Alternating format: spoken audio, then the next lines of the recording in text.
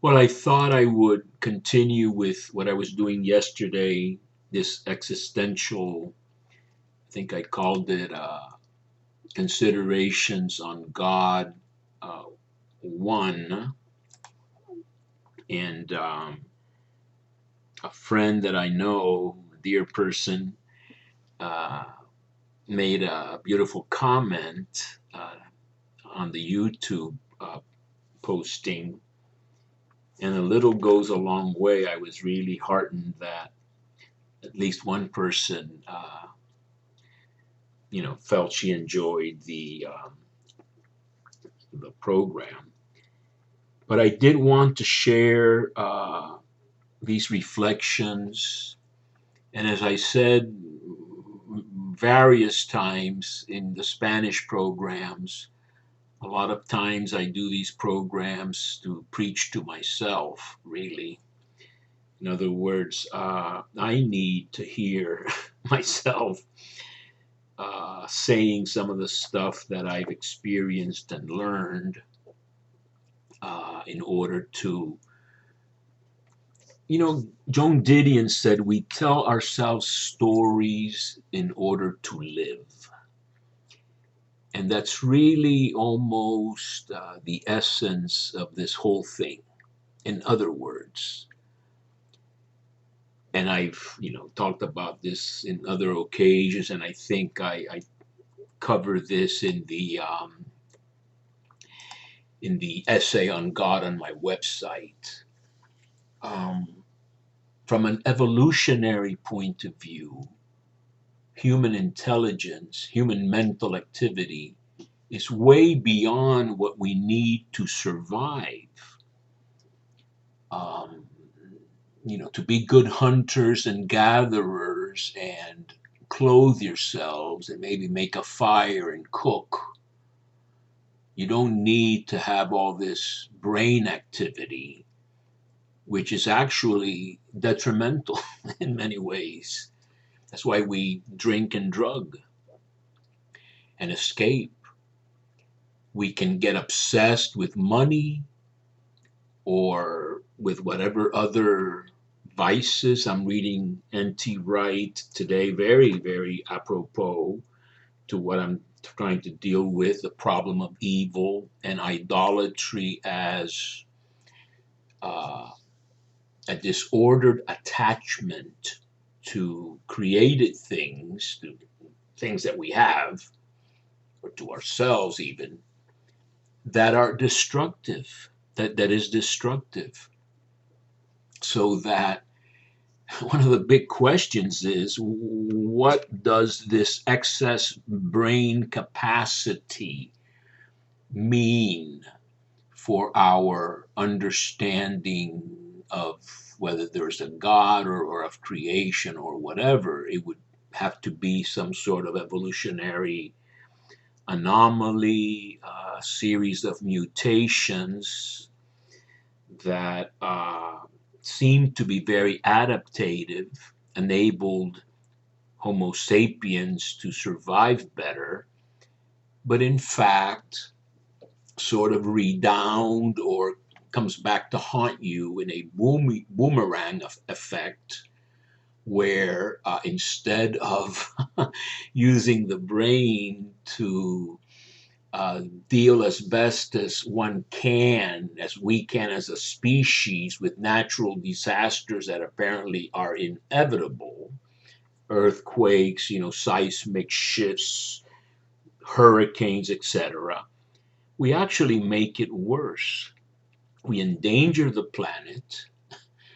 We fight wars over fetishes or attachments to ways of living or ambitions for conquest and Lebensraum and all these things. We made crematoriums for Jews so that the whole idea of this excess brain power poses a significant problem.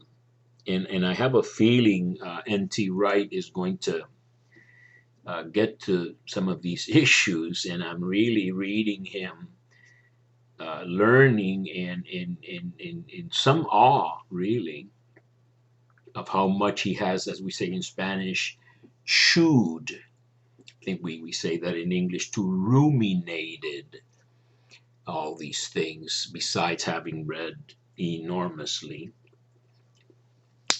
And so I was talking about, uh, some of my failures and things like that. And I did mention this episode in 1979 when I was finishing my first year of law school very dismally, and I was coming out of my depression and my drug use and all this stuff. And sometime later, I wrote this up. In fact, I not much later, I think I wrote this for the Weston Jesuit School of Theology, Father Brian McDermott's class on grace and nature or something like that, an experience of grace.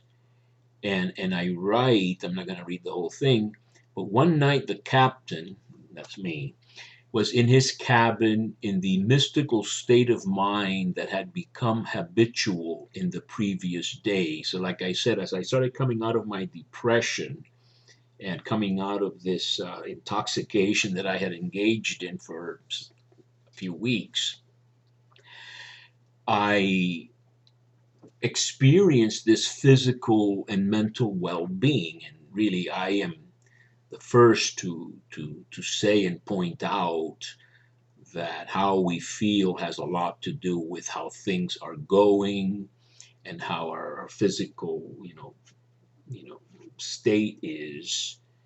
If you arrive at the state, and maybe some Buddhists do, or many of them, but if you arrive at the state where you don't really worry about your body or your health or physical pain, etc., or at least deal with it heroically, like I think Therese of Lisieux did, then that's a very advanced state.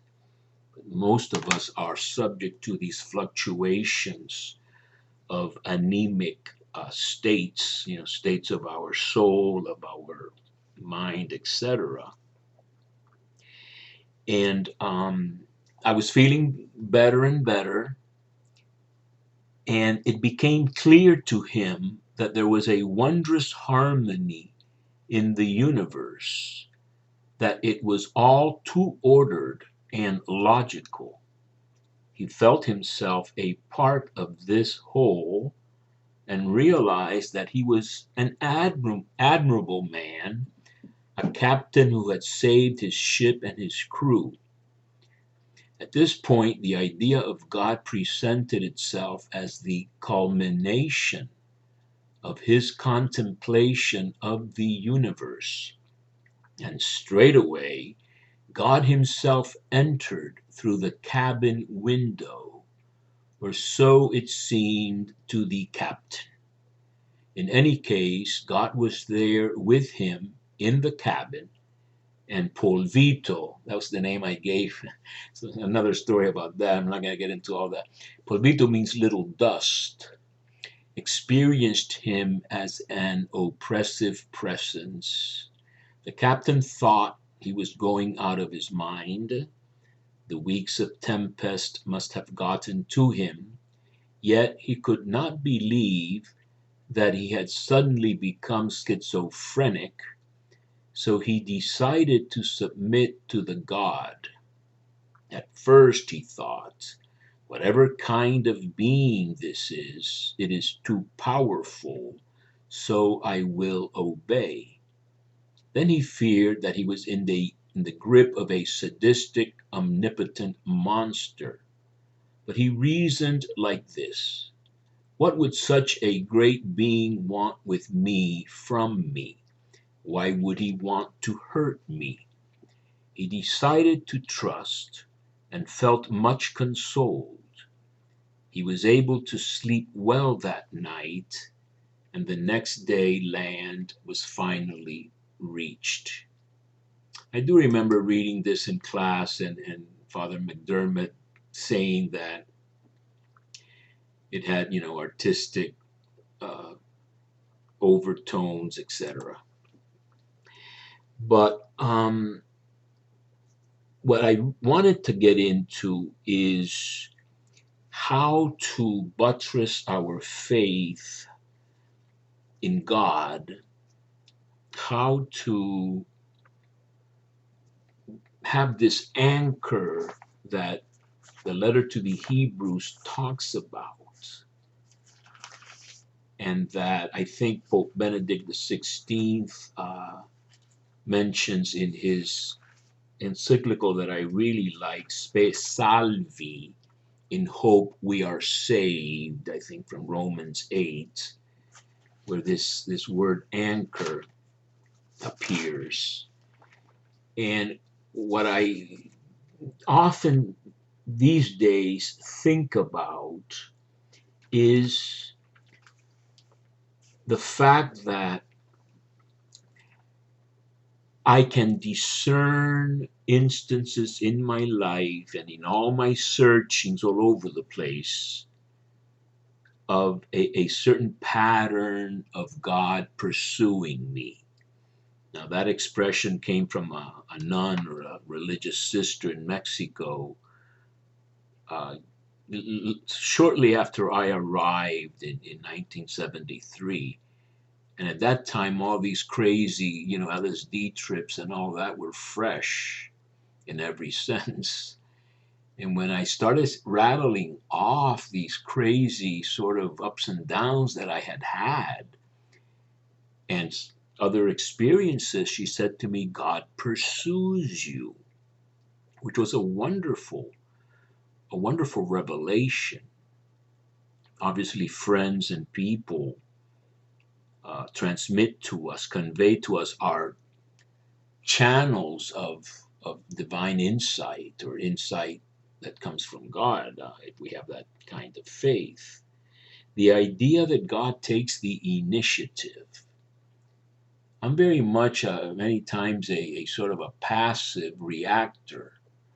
I sort of wait for others to take the initiative, especially in emotional situations. I take the initiative when I need to solve a financial problem or some sort of injustice of one kind or the other. I'm very proactive. I don't sit around.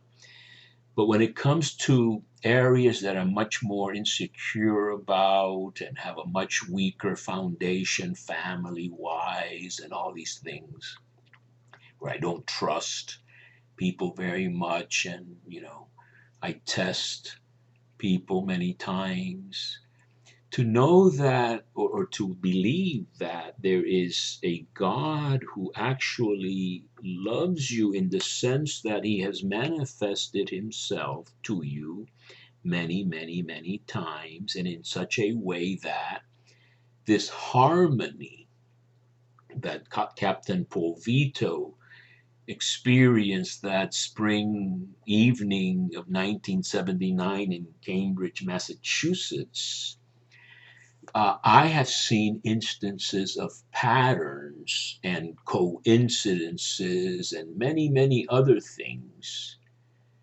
which require you to have that kind of, being on the lookout for, or meditative disposition where you regurgitate or ruminate all these things over, and you examine your life. That is one of the things I have done. Supposedly Socrates said the unexamined life is not worth living. Well, I've done a lot of bad things, and I have a lot of defects. But thinking about my life is not one of my failures. I have done that.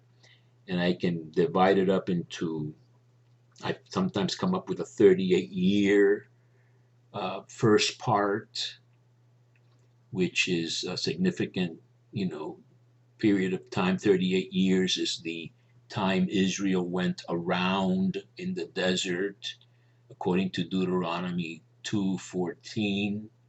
38 years is the number of years, very unusual figure. It comes from Deuteronomy, I'm sure.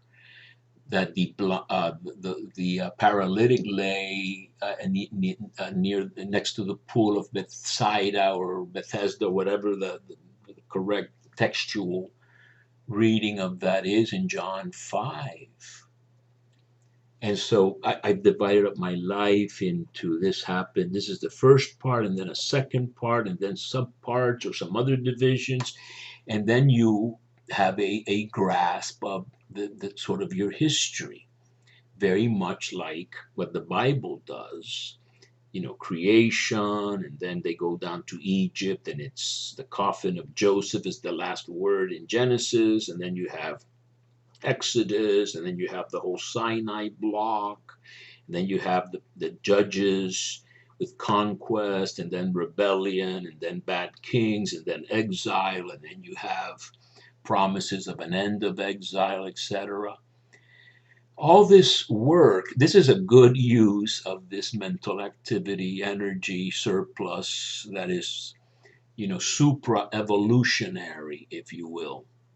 In other words, if we put it to good use, then we can channel it. It's almost like Jerome struggling with chastity in the desert, I guess near Bethlehem or somewhere. And he saw dancing girls, etc., in his imagination from his, I guess, maybe wilder days in Rome or something. And he devoted himself to Hebrew.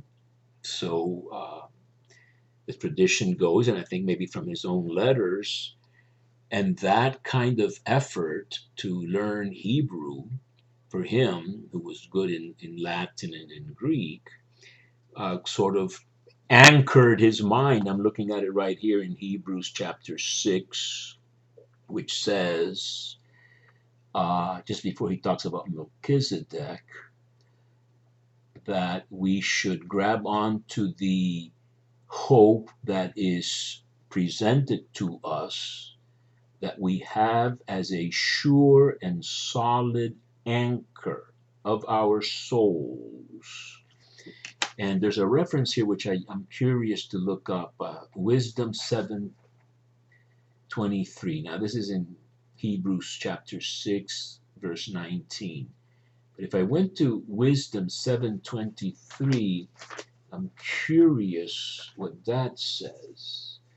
So Wisdom 7:23 says about wisdom that it is a friend of humanity, firm, sure, serene.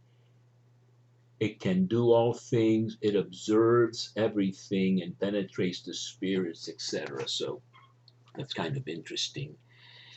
So that if we want to have faith in God, if we want to fortify our faith in God and enable it to actually work in our lives for the good, it's great, I think, to try to think about moments when we definitely felt God had intervened.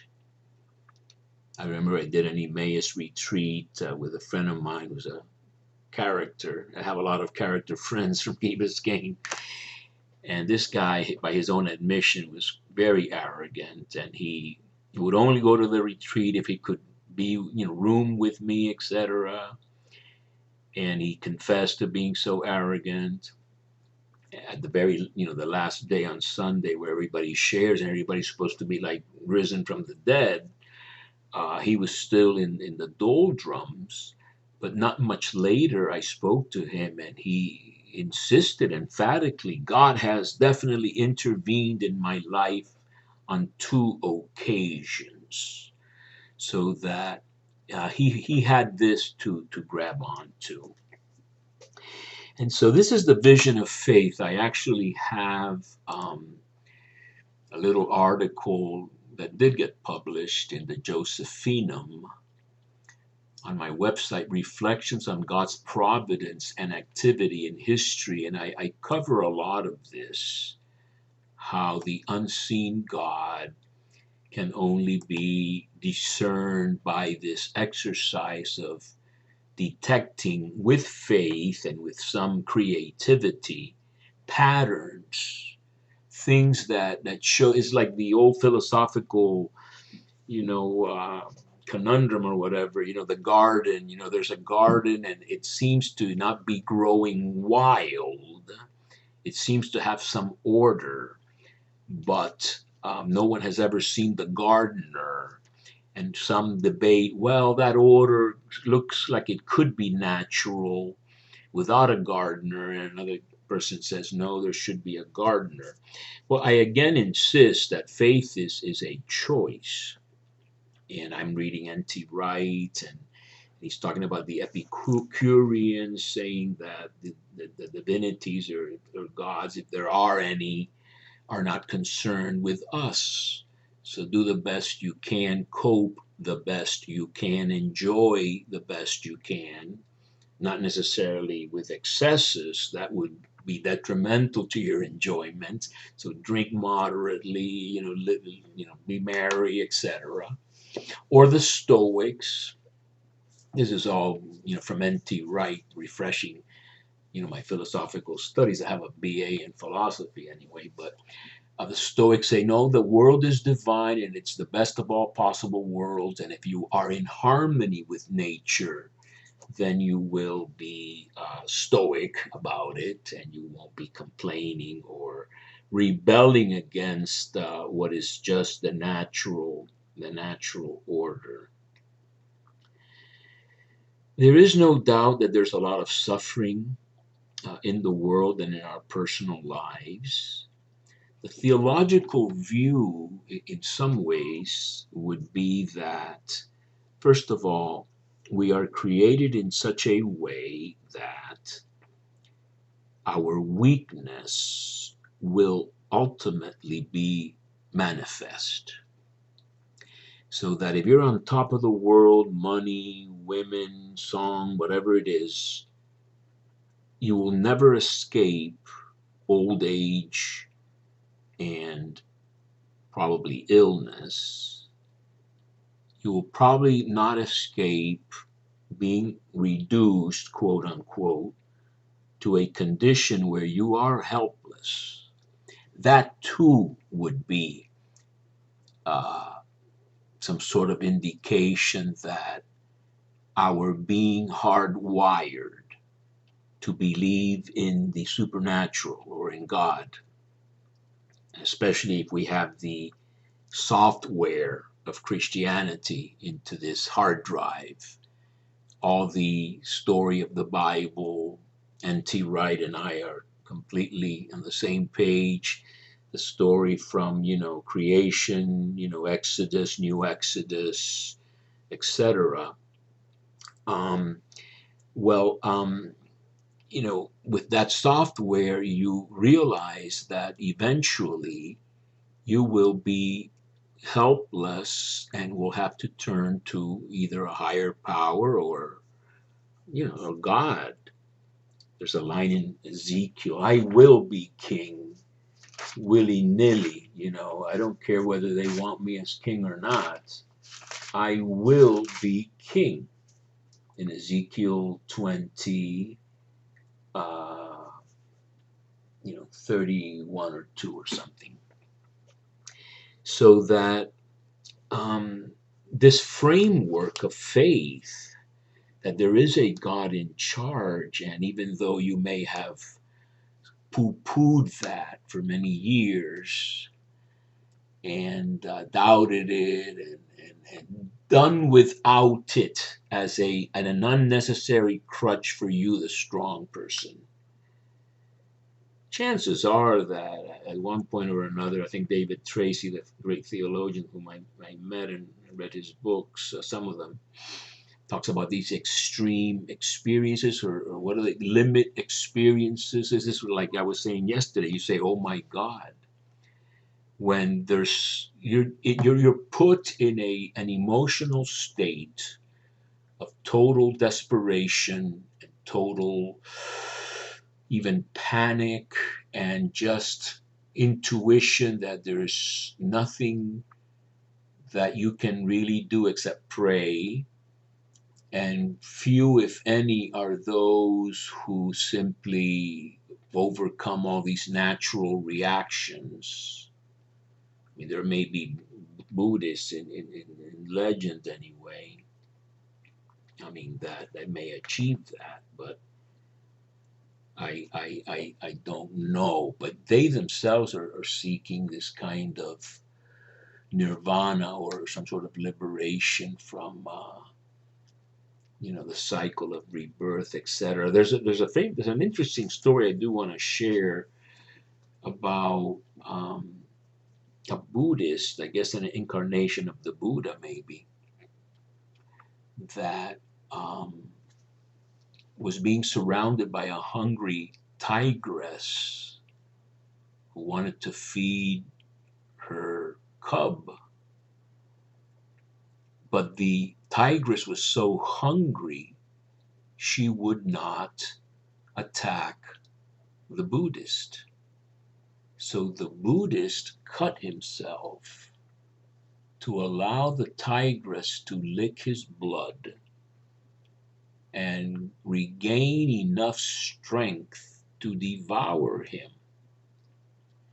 Now that's a heck of a story about self-givingness, compassion, and I guess a Buddhist stoicism. In other words, total obliviousness, forgetfulness of your preservation, etc., and totally being disposed to help even a non-human creature. But that is sounds like a legendary type thing, but not that it couldn't happen. But in Christianity, it's a little bit more of a struggle.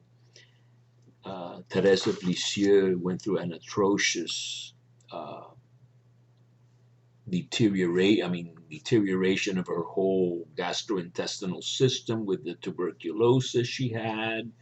And she did suffer and she did cry out and she did, sort of complain, as the Jews also do and as we do.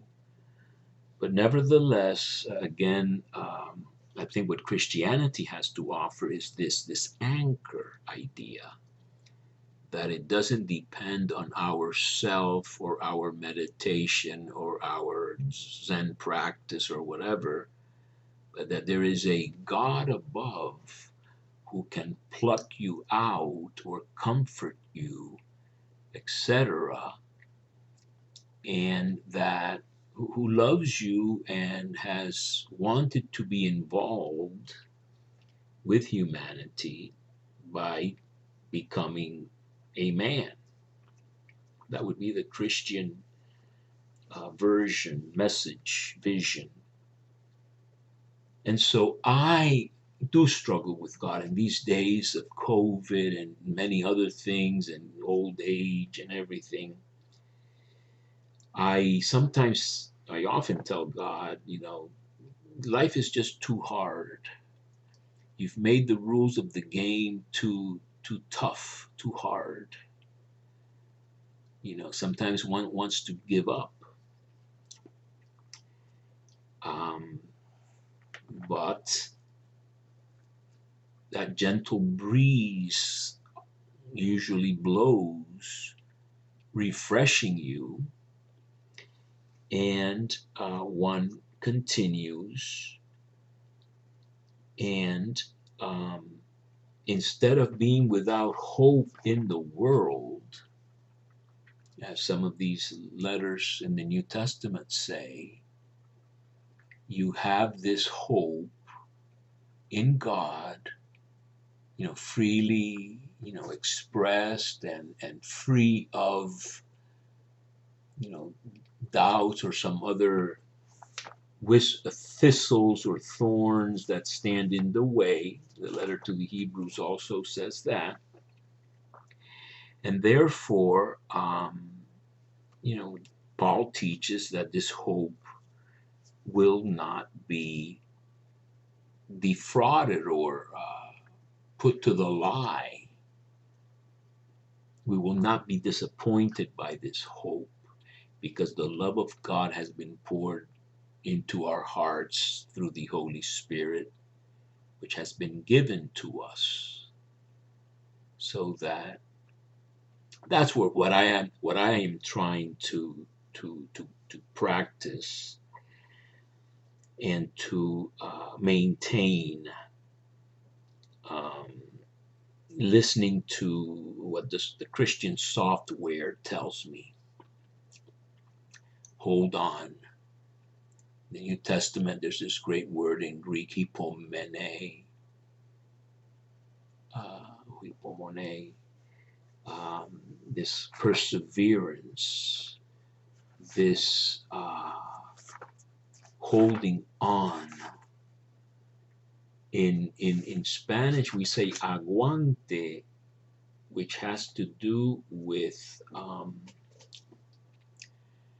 grabbing to something, but it also implies this bearing. This is where the word suffering is related to. It's sort of like subfero is to be under something that you are carrying, almost like the cross. And so you hold on. Whoever perseveres till the end will be saved. That's what Mark 13 says. Using this, I think the verbal form of hypomone, this in Greek it's the same thing as subfero, under carry. Hypo, under, and menein is to carry. So that it's kind of like what we do, carrying this load and walking in faith. The Bible has these examples of old age. Abraham, being so old when he was called out of his land, and others who were old. And the Psalm says, in old age he will be leafy and fresh, etc., which is, being renewed in the spirit. And so that is what I am trying to do. I don't have much more to say right now. There is one last beautiful line that I found very, very beautiful. And it's said in more than one place, but in the book of Joshua,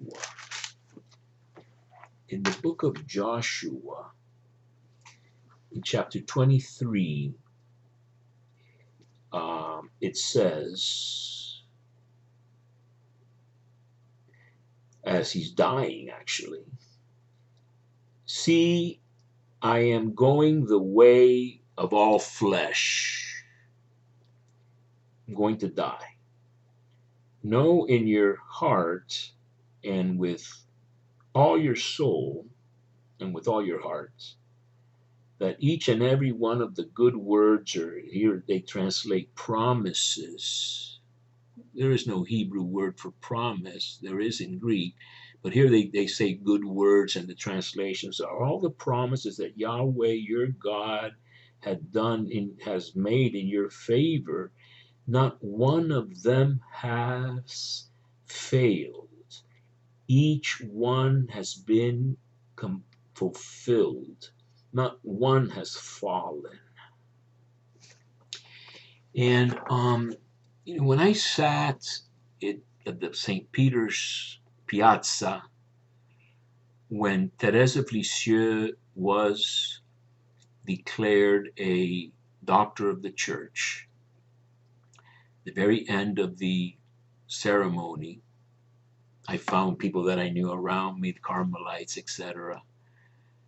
I'm sure she was a contemplative, discalced Carmelite nun, French. She read from that famous passage in the autobiography that Thérèse wrote, where she had all these yearnings to be a missionary and a doctor and a martyr and this and that and an apostle and all these things. And you could follow the text along in the little booklets, which I still have, that the Vatican gives. I could understand some of it. but I could read it very well. Um, all of it was fulfilled. 24 years old, dies of tuberculosis, atrocious sufferings, dark night of faith, doesn't believe there's an afterlife, gets taunted by the devil, unrecognized by many of her sisters, not properly taken care of medically, etc. And nevertheless, she held on, and 100 years later, after she died, she's declared a doctor of the church alongside Catherine of Siena and Teresa of Avila, who had been declared doctors 27 years before or something. And so this would make no sense if you don't have faith. Now, the church, Pope John Paul II wanted to make her a doctor. He canonized a lot of Carmelites, just kind of maybe even church politics or something. If you do have faith, then you see this inner hidden wisdom type of providence thing. And you say to yourself, I'm not a great believer, a great anything, but I do see the finger of God there. And if there is a finger of God detectable, or if you feel touched, as a Dominican once told me, God has touched you. If you feel that God has touched you, then everything really changes. Take it from sort of a mistrustful person like myself. Once you, just a touch of a finger that you think is from God, and that you're sure it's from God. If it is from God, you're gonna be sure. Then you know you're not alone, and you know that there's a higher power, and you can then trust and hope and have, again, that anchor that will hold the ship fast as the waves are tossing it about. And that's the best thing I can share with you today, is the idea of discerning that finger of God, which once it is discerned and